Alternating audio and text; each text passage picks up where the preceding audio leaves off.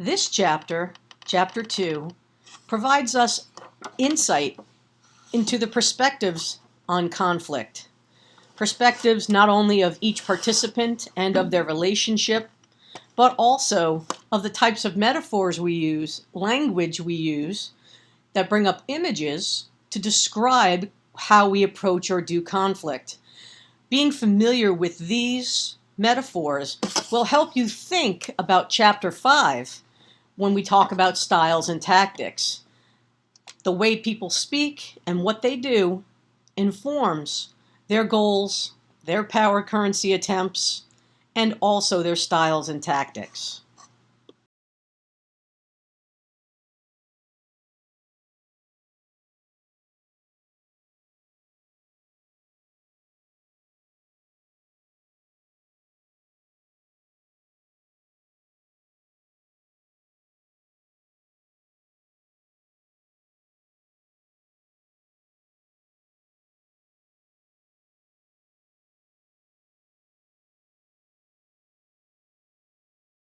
One of the things that we do know is that your personal history affects how you perceive conflict. Again, perception is ultimately the key. There's a concept called attachment styles, and some of you may know this from other majors that you're in. Secure attachment or insecure attachment to parents affect conflict resolution abilities 20 or so years later. So how you experienced and perceived conflicts between your parents or your family members or siblings, and how you even conducted yourself, are going to influence you in terms of how you view conflict today. Personal and workplace history have also encouraged you to either jump into conflict or to avoid it at all costs. So you have personal settings and workplace settings, and when you think about workplace settings, make sure that you remember that a classroom is a workplace setting, because those of us who are teaching are in the workplace. The students are in the classroom with us, and they are in our workplace as well.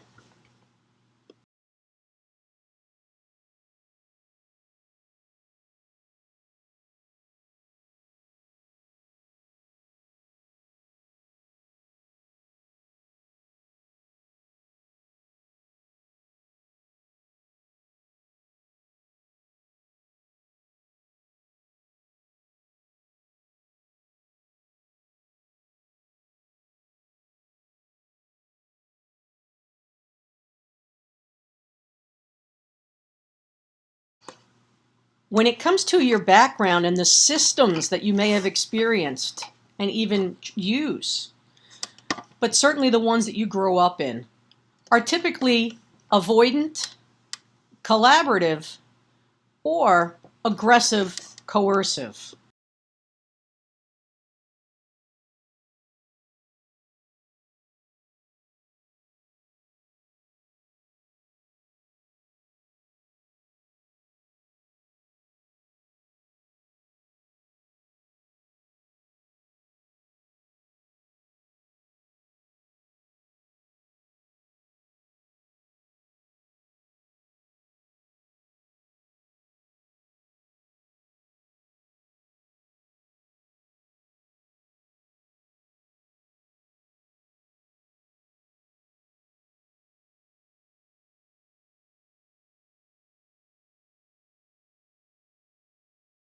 If you grew up in an avoidance system and may even sustain one yourself currently, typically it means that you believe that conflict doesn't exist, and if it does, you don't recognize it, because to recognize it means you'd have to engage it.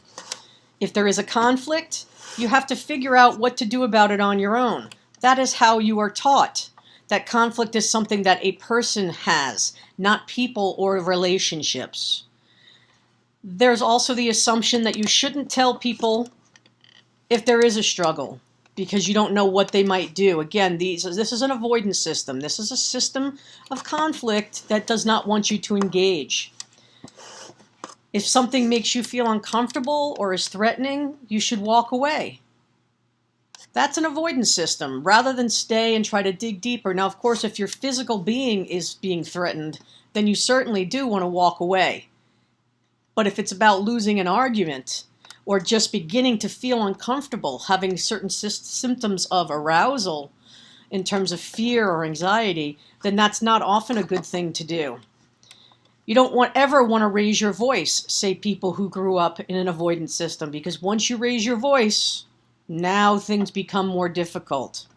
Snide comments are ignored during avoidance systems,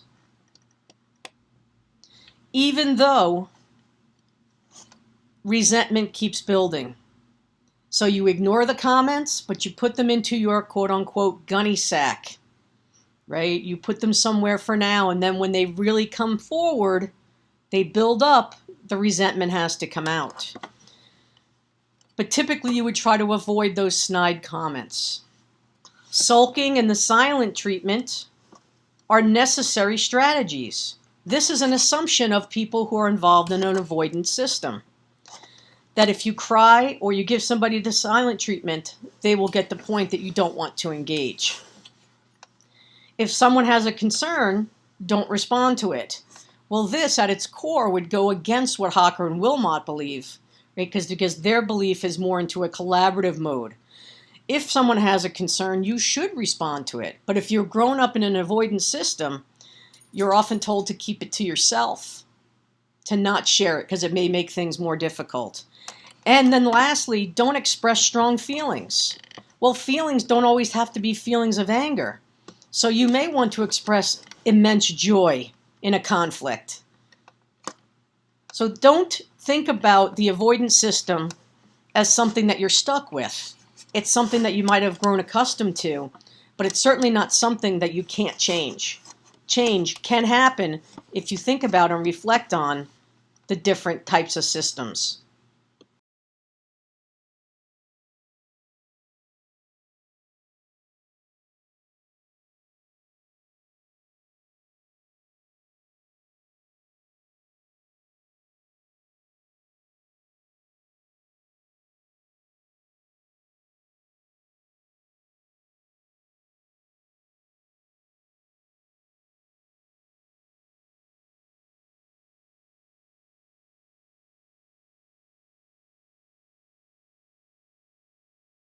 Some of you may have grown up in collaborative systems, systems that encouraged engagement and positivity during conflicts.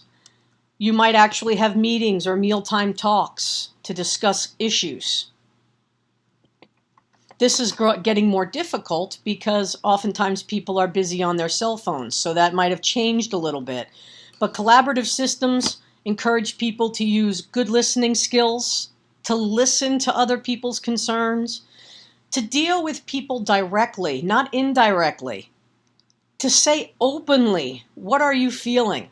And naming and identifying that feeling.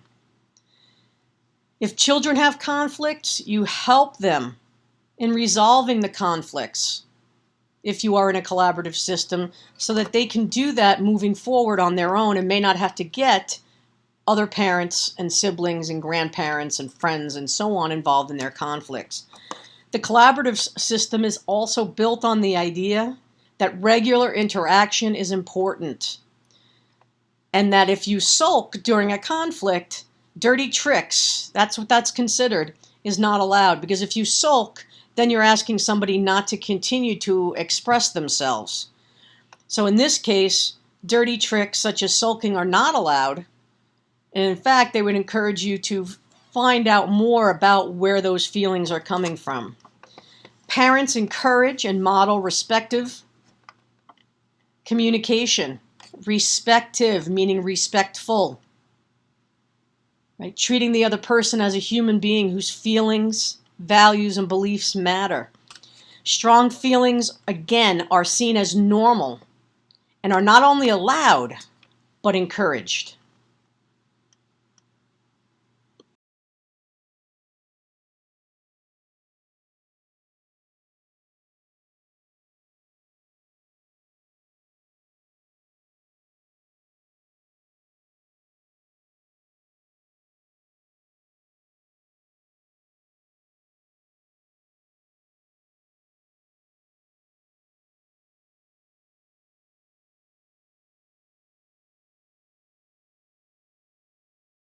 Some of you may have also grown up in aggressive or coercive systems. Some of you may even be creating those in your own families. These are some of the principles underlying aggressive, coercive systems. Survival of the strongest. Think about aggressive, coercive systems when you're reading chapter 5. Think about collaborative systems and avoidance systems, because those are reflective of three of the styles that are used. You want to be brutally honest regardless of the impact. Again, don't take into consideration other person's feelings. Just be honest. Show your emotions strongly, even if that hurts someone. Establish your position early, and not only that, but stick to it. Have an audience present when you engage someone, because you might thrive on that, and it might intimidate the other people. Don't back down, no matter what. Hold your ground. And we see this in our political system all the time these days. If someone attacks you, you have to fight back. That's a belief that people who grew up in this system believe. If you disrespect me, then I need to do something about it. So if someone attacks you, you have to fight back. That doesn't have to be the case. That is the case if you were brought up in an aggressive or coercive system. That might be one of the principles that guide you.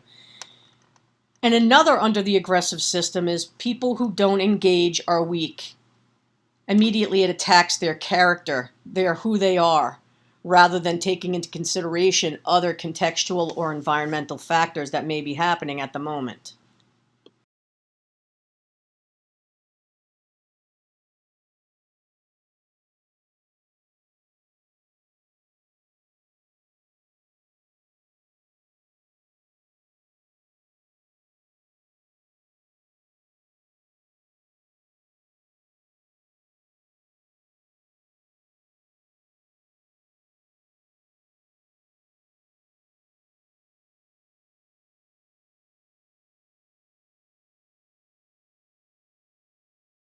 Not only does your personal history and the systems in which you were brought up in affect your conflict, but your worldview also affects that.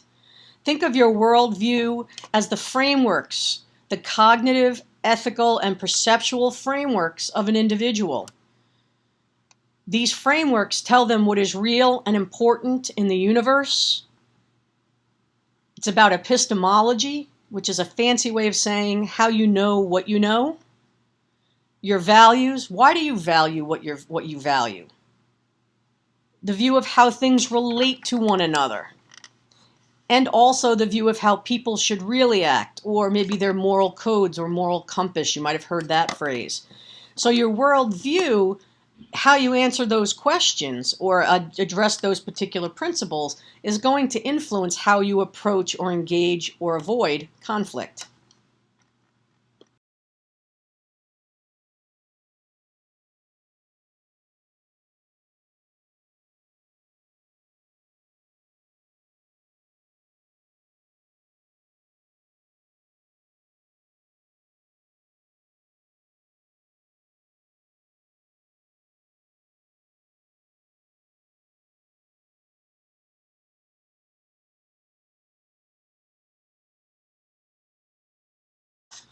What we also learn from this chapter is that there are negative views of conflict. And if there are negative views, there are also positive views. The first negative view is that conflict is abnormal. If you believe that, that's going to influence whether or not you choose to engage in a conflict. Number 2, conflict constitutes a breakdown of communication. This is a metaphor that is often used to say we can't go any further. We're not seeing eye to eye, so to speak. Communication and disagreements are the same thing. That is a negative view, because you can have a disagreement and it doesn't have to be negative. And communicating about that or having engaged in a communication format doesn't mean that you are disagreeing simply because you are quote unquote in conflict. Conflict is a result of personal pathology. It's not because somebody is inherently bad. Conflicts occur because we have that interdependence, right? We perceive scarce resources. We perceive interference in reaching our goals. That's why conflict happens. There's also a belief that conflict should never be escalated. There are times to escalate conflict, because that may be when you can actually go to another level. Not escalation in the terms of aggression or aggressiveness, as in the four horsemen of the apocalypse, but more in terms of how you can move things forward and go deeper. Find out where feelings are coming from, not just what they are. There's also a view that conflict should be polite and orderly. No. Yeah, well, it's helpful if that's the case, but it's going to look sometimes ugly and messy. Okay, conflict interaction is going to be what it is based on how each person perceives not only themselves, but the others and their relationship, and what's going on in the world, whether they feel like they want to win this, that they're okay losing it, compromising, accommodating, all of those different things. Many people believe that anger is the only emotion in conflict interaction. Not true. Anger is often associated with conflict because tempers flare for many people. But if you can control your anger, which is where Chapter 6 will take us, on emotions and your emotional intelligence, that will help you realize that there are other emotions that can play out in conflict interaction, like fear, anxiety. And then lastly, oftentimes a correct method for resolving differences can be prescribed. This is the belief that if you have social scripts, so if person A does behavior A and person B does behavior B, then we know how to pursue the conflict. But we don't live in a world where our behaviors are predictable because we're human beings. So you don't really have a correct method, but there are multiple ways for resolving differences that can assist you in adapting to conflicts and conflict processes.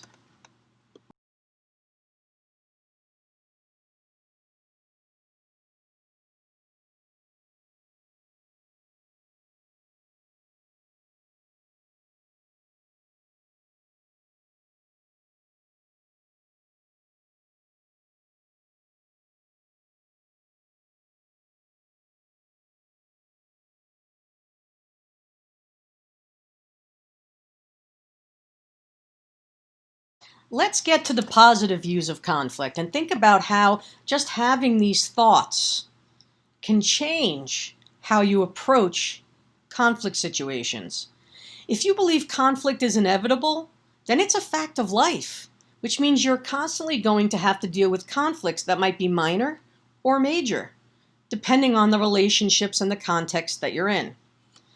Conflict number 2 also serves the problem of bringing the problems to the table.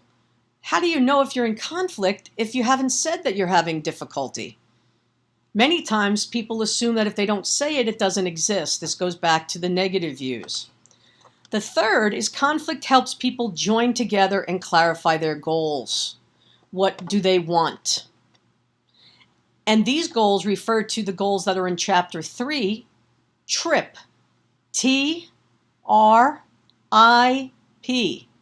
T stands for topic goals, R stands for relational goals, I stands for identity goals, and P stands for process goals. And you will learn more about these as you continue to read Hocker and Wilmot. Number 4, conflict can help clear out resentments and help people understand each other. How many times have you been in a conflict with a friend when you heard yourself or the other person say, I didn't know you felt that way? Or maybe even with some parents, right, or bosses where you said, I didn't know that you believe that. Those are the times in which we realize that resentments can be cleared away, and then we can understand where the other person is coming from.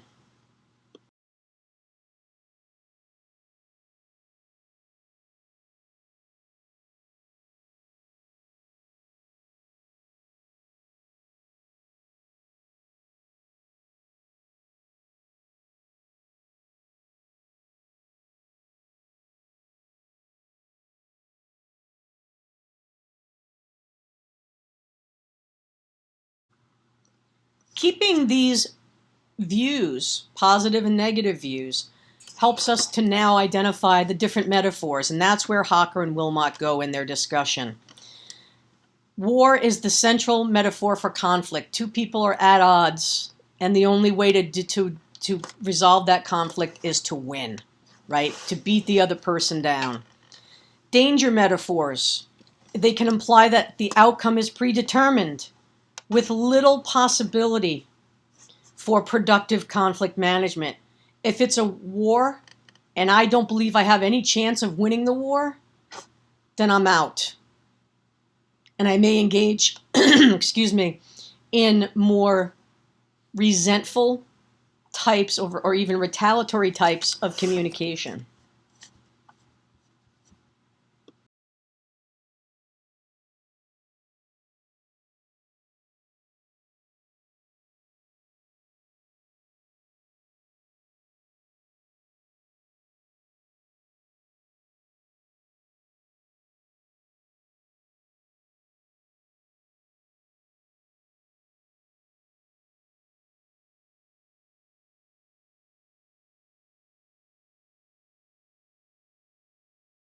As you read through the list that is on this at this particular point is in your view, I want you to think about the images, the things that might be said or done, the verbal and nonverbal types of communication that might occur if you believe that conflict is represented by one of these particular metaphors. It's warlike and violent. It's bullying. It's a trial. It's a wild act of nature. It's animal behavior. It's a mess. It's a communication breakdown. On the other side, it might be more positive.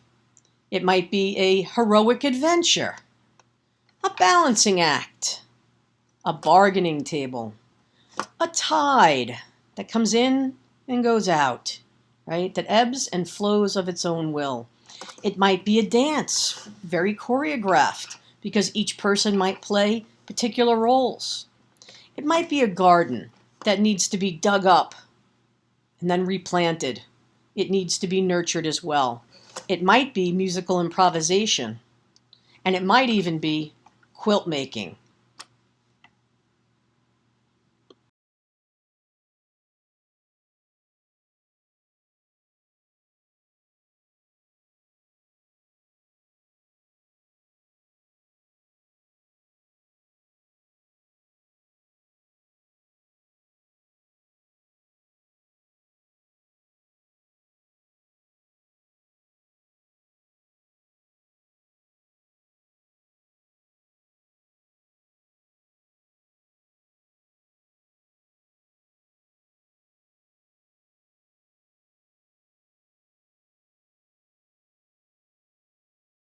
If we begin to think about conflict as a story that is currently being developed, then we might understand that there are narratives involved in conflicts. The narrative frames involved in conflict would allow you to ask three pertinent questions. Number one, what are the backstories of the people involved? Who is that person? Where are they coming from? What are their worldviews? Number two, might the goals be more compatible than they seem? Sometimes we believe that our goals are incompatible, but if we stop for a moment, we may realize that we want different things. This is where our trip goals become important. Number three, what scarce resources could be explored? If we believe there's not enough money, how might we be able to better budget? Rather than say, well, there's not enough money and just give up. So if we can work together, we can try to identify power currencies where we can empower others or ourselves.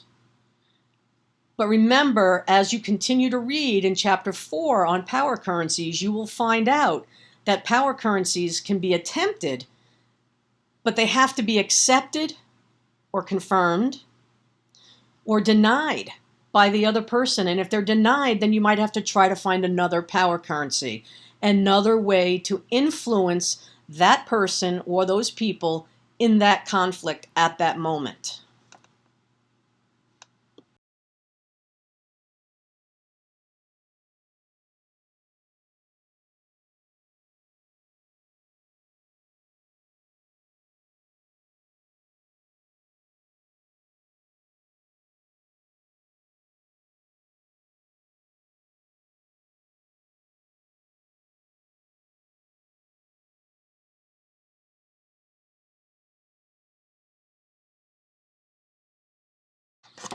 How do you perceive specific conflict? We call this the lens model of conflict. Hocker and Wilmot really tout this as one of the best ways to think about it. It's not an I, it's not a you, it's not an it, it's all of those. Every conflict involves a combination of self, your view of self, and the other person's view of self, each person's view of the other, so my view of you and your view of me, and also the relationship, the meanings that the conflict parties ascribe to the relationship. Are we talking about past events, current events, or future events that could be happening down the line? What's important here is that the lens model of conflict says step outside of yourself. In order to be productive, you need to think about self, other, and the relationship that encompasses both of you, or the group of you if there's a group of people involved in a conflict.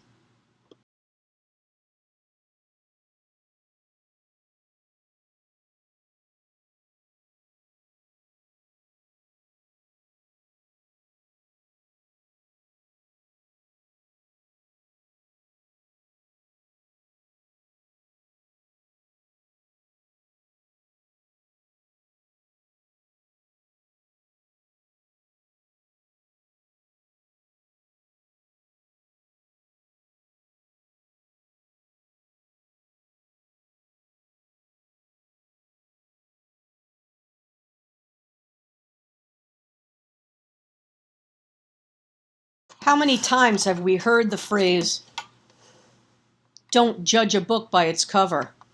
Similarly, in this particular context of conflict management, we want to make sure that we try to make sense out of our behavior by looking for causes. Right? That's often what we do. But if we just take it at its face value, we're not going to be able to dig deeper in terms of our intensity of emotion and relational connections. We attribute many of our core causes of our behavior to external factors. So if I'm always late for something, I might say it's because my children are keeping me from getting out of the house on time, or the bus is always late.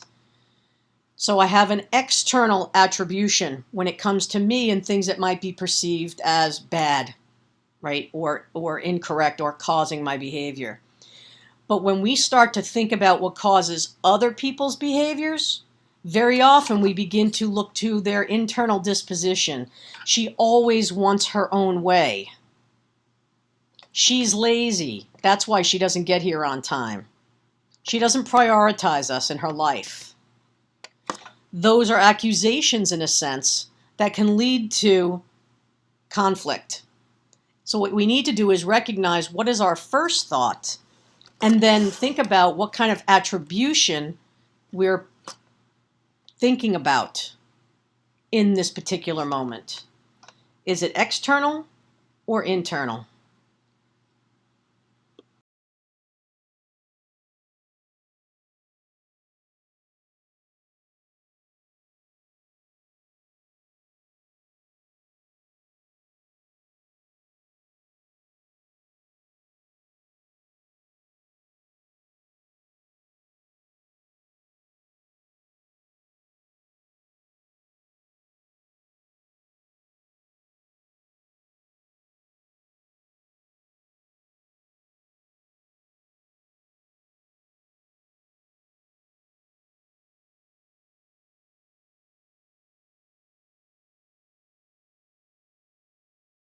Some of the attributions that we're making and we're thinking about may actually be based in gender biases.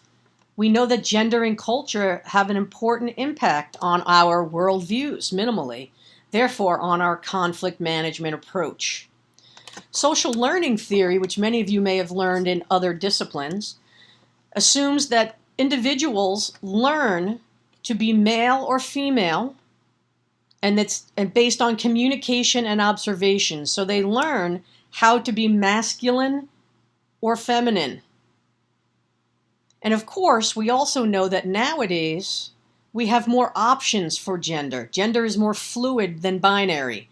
When you say male or female, you are referring to the sex of the person, And then the ways in which they communicate that maleness or femaleness is about their masculinity, their femininity, and how they perform that within their cultures. We also know that when it comes to girls, and women in this case as well, that they tend to value connections with others. So you might approach conflicts with women differently than you'd approach them with men, because boys or men are often seen as valuing autonomy and independence, which means they wouldn't worry as much about the relationship or about you achieving your goals. So there's already inherent assumptions about what men and women should expect. One assumption is that girls and women are often more collaborative, while boys and men are often seen as more aggressive.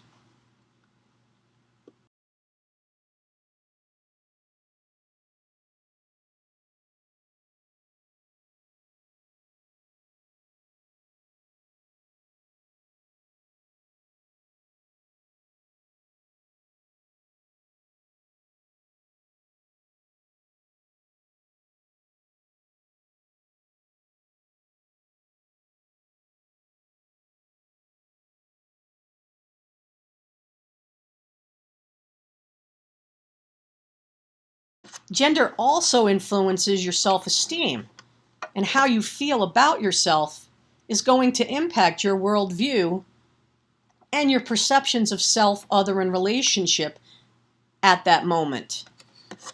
Women tend to see the self in relationship with everyone affecting everyone else. Again, that connection among people. Men are more likely to see the self as independent of others. Gender assumptions influence our understanding of conflict. That's what Hocker and Wilmot are trying to say. Women will choose responses based on interpersonal, usually relational obligations, and men will often base it on the offended person's rights. So think about how your views of gender and what men and women should be doing. The should there going back to your values. And then think about how you know your epistemology, right? How do you know what you know about why we believe what we believe? Personal histories really can play into that, as well as your cultural and gender histories.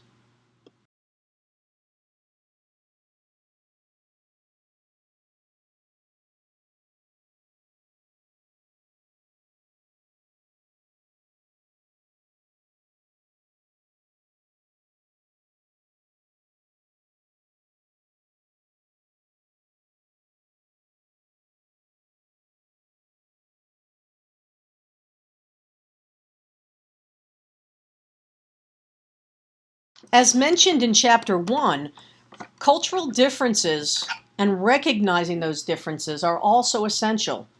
If you understand that somebody's cultural worldview may be influenced by particular religious beliefs, that may affect how you approach a conflict with someone. We must develop a way to understand others that helps us know that if one member of the dominant culture, if one is a member of the dominant culture, that one cannot know the experiences of people in non-dominant cultures. So, for example, as a white woman, I really do not know the experiences, because I don't have those everyday experiences of women who might be African American, Asian American, and maybe not as feminine in their performance of their gender. The dominant culture, the privileged, they don't have to think about experiences, everyday experiences, in the same way that people who have what I call whammies, right? These differences that are not as prioritized in a culture are. So don't assume that you know what somebody else is experiencing, but you can try to understand what they're experiencing. But you need to remember that their standpoint, which goes to one of our articles that we'll be reading, right? Your cultural standpoint, who you are as a gendered person, a raced person, and so on are important to how you are going to do and perceive conflict.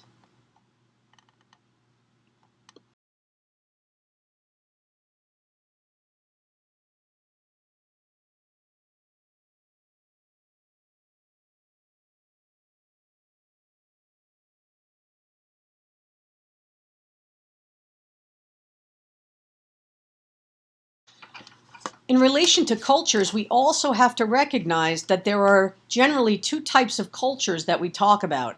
Individualistic, which is more the United States type, and collectivistic, which an example would be China. In these cultures, the focus is on either the individual or the whole. Conflict is less likely to exist in collectivist settings because of the importance of the whole, right? The whole group, the whole culture, not just that one person. And you will see this when you read the Hawaiian conflict essay and read about that also in our textbook. For Westerners to observe that individualism is of greater importance than harmony is ethnocentric. Not everyone believes that you do it based on yourself. Cross-cultural communication is important for the sake of understanding different conflict processes. We cannot be, and the new term that we've heard more recently, it's not a new term, but we've heard it more recently in our politics, is xenophobic. Fear of the unknown, fear of the strange, fear of the foreign or different.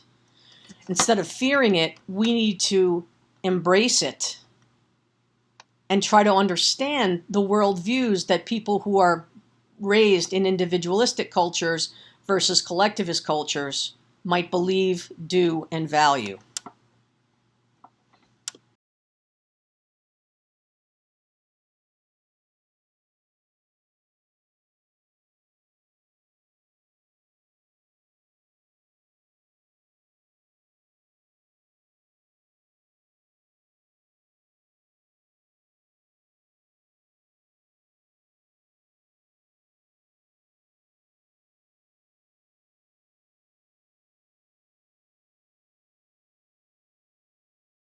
There is a lot to think about in Chapter 2. Chapters 1 and 2 really set the tone. They're like the umbrella chapters, if you will, for all the other chapters that fall underneath it, or underneath them, because there's 2 chapters. Conflict is an important area of study for our interpersonal, family, and work lives. Gender and culture influence how we see the world, how we do conflict, and how we perceive and attribute causes to ourselves and others is also an important aspect, because these will play out in achieving goals, trying out our power currencies, and determining which styles and tactics we might actually try to influence others with or through. Remember that the lens model of conflict asks you to think about self, other, and the relationship, and not only you, but all the parties involved in that conflict.